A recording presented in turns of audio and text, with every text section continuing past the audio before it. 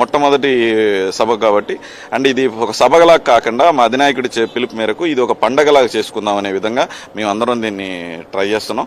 So అలాగే definitely ఇది ఒక మంచి పండగలాగా ఒక వాతావరణం లాగా మా అధినాయకుడికి మేము కృతజ్ఞత చెప్పుకునేలాగా ఈ సభని ఏర్పాటు చేస్తాం. గతంలో ఆవిర్భావ దినోత్సవానికి ఇప్పుడు జరుగుతున్న ఆవిర్భావ దినోత్సవం డిఫరెన్స్ అడిగితే ఏం చెప్తారు?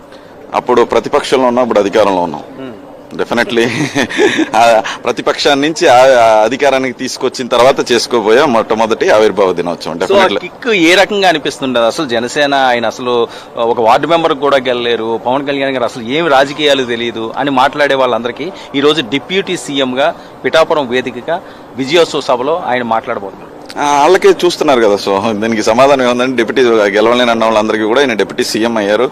రాష్ట్రం కేంద్రం రెండు కూడా ప్రభుత్వం ఏర్పడటానికి కీలక వ్యక్తి అయ్యారు, కీలక పార్టీ అయింది. డెఫినెట్లీ కేంద్రం India wide NDA government form అవడానికి ఒక కీలక వ్యక్తి అయ్యారు. సో డెఫినెట్లీ వాళ్ళందరికీ వాళ్ళకి వార్డు స్థాయిలో లేకపోతే నియోజకవర్గ స్థాయిలో మిగిలిపోయారు.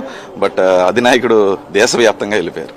సో ఎంత ఎక్స్పెక్ట్ చేస్తారండి క్రౌడ్ అసలు కంట్రోల్ చేయనంత ఎక్స్పెక్ట్ చేస్తున్నాం. సో డెఫినెట్లీ వాళ్ళకి ఏ ఇబ్బంది కలగకుండా మాత్రం రోడ్స్ దగ్గర, హైవేస్ దగ్గర, అంటే ఇక్కడ సభ దగ్గర కాకుండా రోడ్స్, హైవేస్ అలాగా 50 కిలోమీటర్స్ వరకు ఎవరికి ఏ ఇబ్బంది రాకుండా అన్ని విధాలుగా మెడికల్, ఫుడ్ అండ్ ట్రాన్స్పోర్టేషన్ ని ఏర్పాటైతే చేశాం. ధన్యవాదాలు.